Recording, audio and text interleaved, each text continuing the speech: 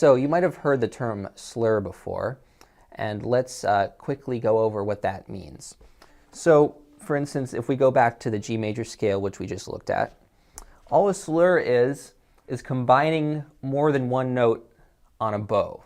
So, you know, the sky is the limit as far as how many notes you want to put into one bow. There are various different patterns of slurs, which we will address later on down the road.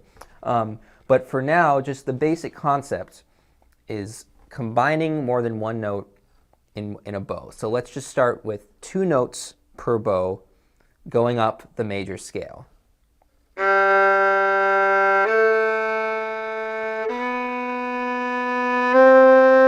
Let's just look at those 4 notes, back down.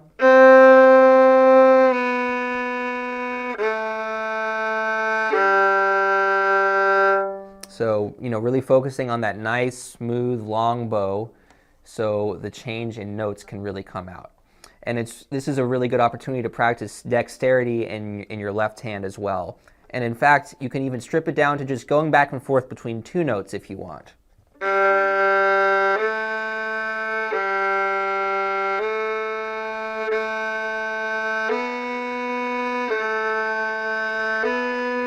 Now, when I'm going in between the first and second finger right there, I want to keep the second finger planted while I put keep the first finger planted while I put the second finger down.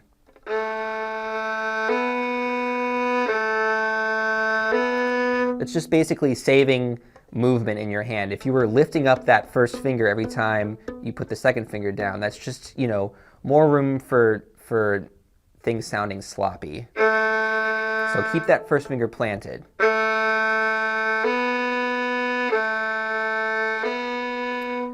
Now same with the second and third. Now I should mention, this is mostly applying to if you're going back down into that note. If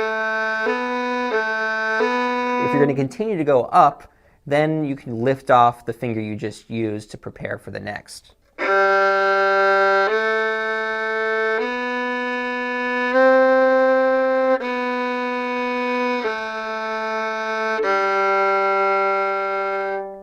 So as we continue to go up the scale, once we reach that D note, instead of slurring into the open string, instead I would encourage you to slur into the pinky.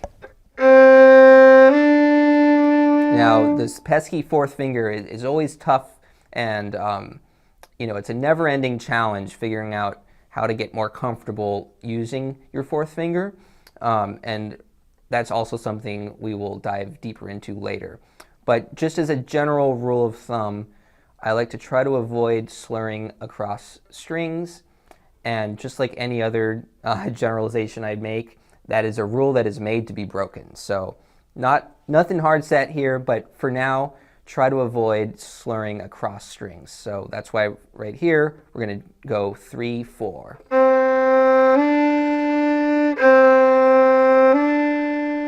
So let's just work with all those notes on the G string. 2 per bow.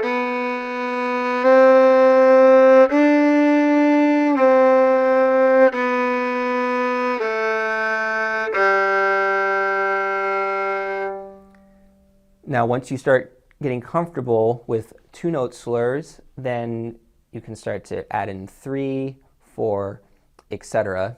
And a little later on, we'll kind of explore techniques involved in doing longer slurs with more notes.